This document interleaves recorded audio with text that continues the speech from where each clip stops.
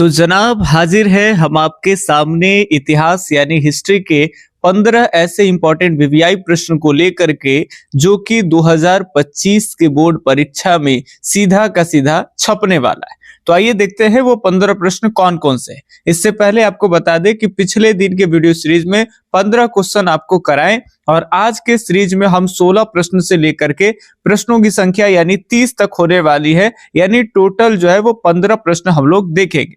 तो चलिए 16 नंबर प्रश्न ये रहा आपके सामने। कैबिनेट मिशन में कौन सदस्य नहीं थे?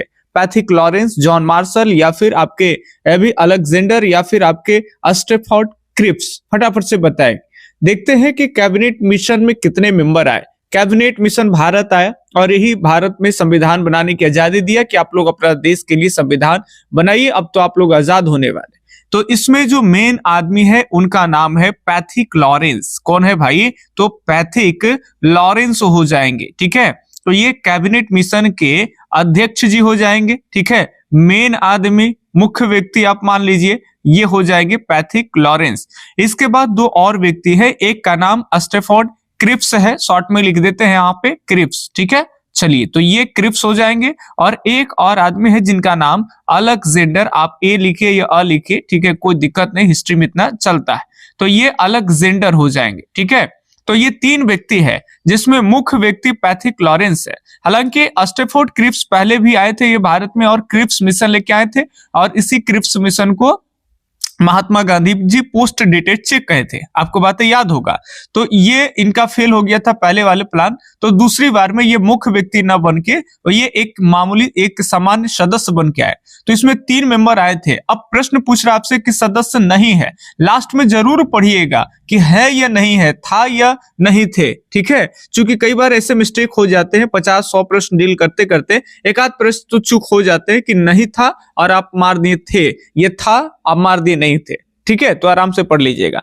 तो चलिए पैथिक लॉरेंस है, अलेक्जेंडर है, स्टेफोर्ड है और कह रहा है कि नहीं है, तो सही उत्तर क्या हो जाएंगे? जॉन मार्शल, एकदम सही जवाब। ठीक है, चलिए अगले सवाल की तरफ देखते हैं और अगला प्यारा सा प्रश्न ये रहा आपके सामने। स्वतंत्र भारत का अंतिम गवर्नर जनरल कौन था? स्वतंत्र भारत के अंतिम गवर्नर जनरल कौन है भाई? लॉर्ड माउंटबेटन या फिर लॉर्ड कर्जन, सिराज गोपालाचारी या फिर इनमें से कोई नहीं? फटाफट से बताएं। देखिए अगर हम बात कर लेंगे तो गवर्नर जनरल के, तो जब देश आजाद हो गया था उस टाइम में लॉर्ड माउंटबेटन और सिराज गोपालाचारी दोनों है। लेकिन अगर ध्यान सुनेंगे, अगर खाली कहेगा कि भारत का गवर्नर जनरल स्वतंत्रता प्राप्ति के समय या स्वतंत्रता प्राप्ति के बाद, तो हो जाएंगे लॉर्ड माउंटबेटन।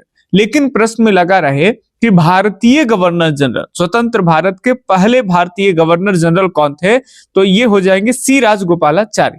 लेकिन यहाँ भारतीय भी नहीं है, ठीक है, और यहाँ पे पहले वगैरह नहीं है। आप देखिए यहाँ पे अंतिम है, तो जो पहले से गवर्नर जनरल जो बन करके आ रहे थे और विदेशी, तो उसमें लॉर्ड माउंटबेटन ये अंतिम गवर्नर जनरल है। तो बड़ी सावधानी से देखेंगे, कहीं कहीं गेस वगैरह में कुछ कुछ उत्तर रहेगा। तो ये दोनों है, यदि भारतीय क्लियर कर देगा तो सिराज गोपालाचारी, और भारतीय नहीं है, केवल गवर्नर जनरल, अंतिम गवर्नर जनरल खाली अगर रहेगा तो हो जाएंगे कौन भाई? तो लॉर्ड माउंटबेटन। ठीक है, इधर नहीं जाइएगा। और अगर ये दोनों ऑप्शन में से कोई एक ही रहे, ये रहे तो ये ना रहे, या फिर आपका ये ना रहे तो ये रहे, तब तो कोई सोचना ही, आप आराम से बना देंगे। ठीक है, चलिए ये थोड़ा सा विवादित टाइप के है, बच्चे घबरा जाते हैं, इधर वो आंसर और उधर वो आंसर अलग अलग जगह पे।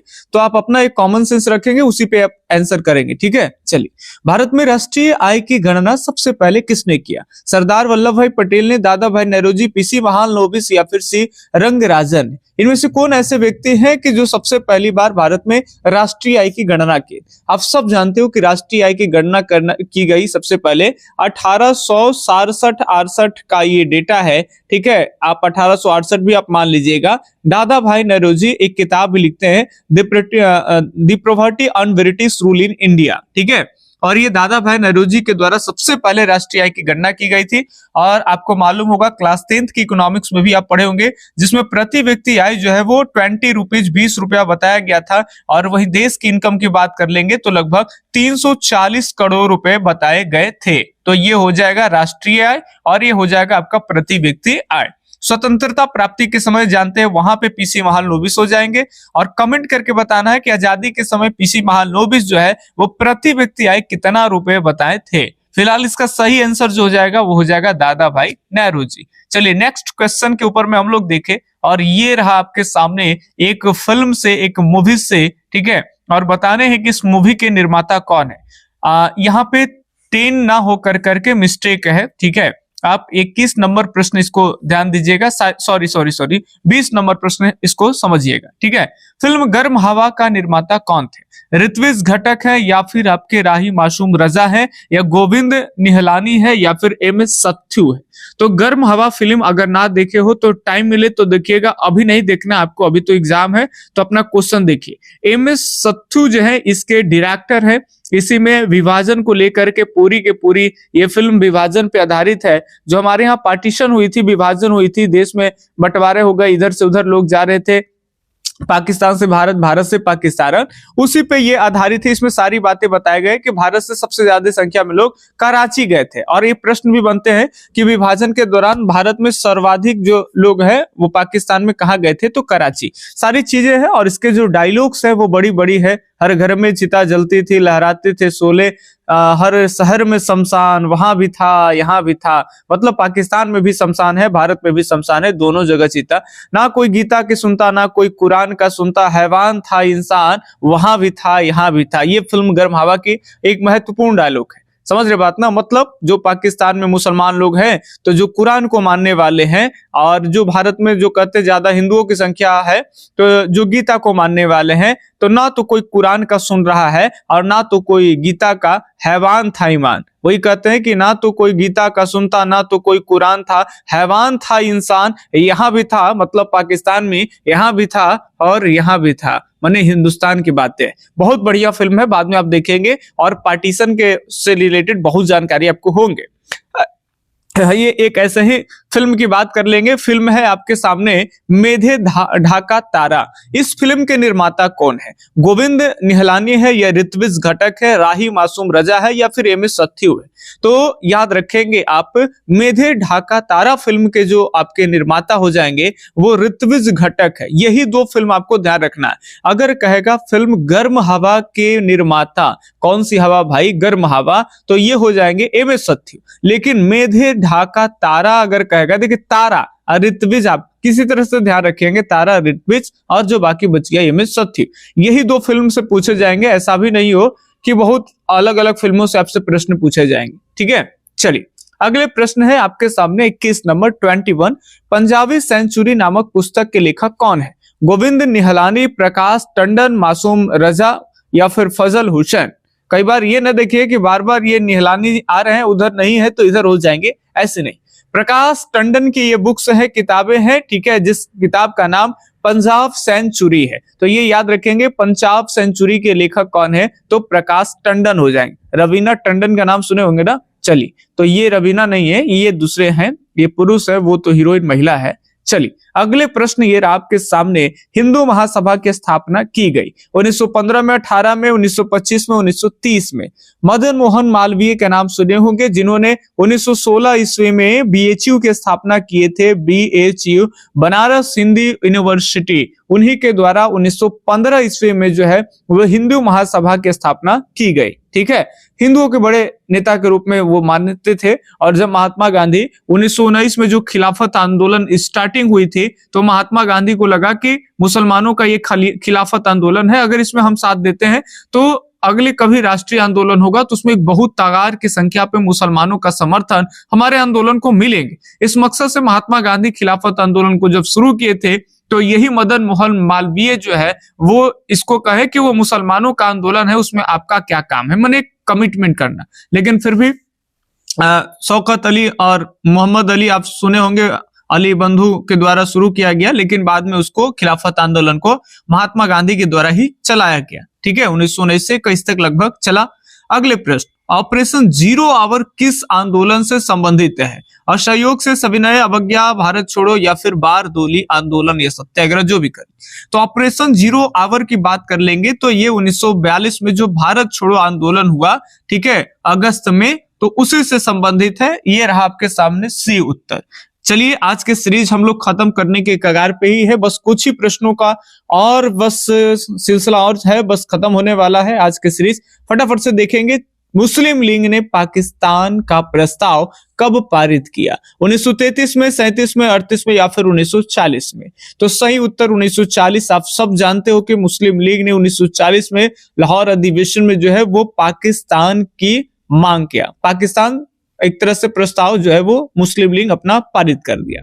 अगला प्रश्न ये रहा आपके सामने, दो राष्ट्र, जिसको द्विराष्ट्र भी कहा जाता है, ठीक है, दो राष्ट्र सिद्धांत का प्रतिपादन करने वाले थे, कौन करने वाले हैं? सर सैयद अहमद मोहम्मद इकबाल या फिर मोहम्मद अली जिन्ना या उपयुक्त में से कोई नहीं। दो द्विराष्ट्र सिद्धांत किसने दिया? द्विराष्ट्र सिद्धांत के प्रतिपादक की अगर बात कर ले तो मोहम्मद अली जिन्ना है, ठीक है। मतलब दो राष्ट्र का मतलब ऐसे तो अलग अलग धर्म के हैं, मतलब दो कौमों का देश, कौमों मतलब धर्म, ठीक है, हिंदू और मुसलमान के ऊपर में ये बातें कही गई थी। इसके अपनी एक लंबी लिस्ट है। चलिए आप लोग प्रश्न के ऊपर ही देखेंगे। 26 नंबर प्रश्न है, पाकिस्तान की अवधारणा प्रस्तुत करने वाले चौधरी रहमत अली विश्वविद्यालय का छात्र थे। ये जो पाकिस्तान की अवधारणा प्रस्तुत करने वाले जो चौधरी रहमत है, जिन्होंने पहले पाकिस्तान कहा, पाकिस्तान नहीं कहा था, ध्यान रखेंगे, ये ध्यान रखेंगे, पाकिस्तान जो शब्द दिए थे कि पंजाब होना चाहिए, कश्मीर होना चाहिए, स्थान माने बलूचिस्तान का इलाका होना चाहिए, ऐसे करके अलग अलग माने सिंध का इलाका और बलूचिस्तान का इलाका, ऐसे करके जो उनकी मांगे थी, ठीक है। तो ये कैम्ब्रिज यूनिवर्सिटी के छात्र थे, कैम्ब्रिज यूनिवर्सिटी के, ठीक है, कैम्ब्रिज यूनिवर्सिटी ब्रिटेन में पड़ता है, और ये लगभग 1932-33 के दौरान जो है वो इस तरह की बातें कहे थे, ठीक है, 32-33 के आसपास, ध्यान रखेंगे। कैम्ब्रिज यूनिवर्सिटी का छात्र एक व्यक्ति है जिनका नाम चौधरी रहमत अली है, इन्होंने ही पाकिस्तान शब्द की अवधारणा दिए थे, ठीक है, पाकिस्तान, लेकिन आमतौर पे पाकिस्तान पाकिस्तान ही हम लोग बोल देते हैं, ठीक है। चलिए अगले प्रश्न है ये आपके सामने, पाकिस्तान नेशनल मूवमेंट किसने आरंभ किया? आपको बताने हैं कि पाकिस्तान नेशनल मूवमेंट किसने आरंभ किए? चौधरी रहमत या फिर फजल हुसैन, मोहम्मद इकबाल या फिर सिकंदर हयांत खां?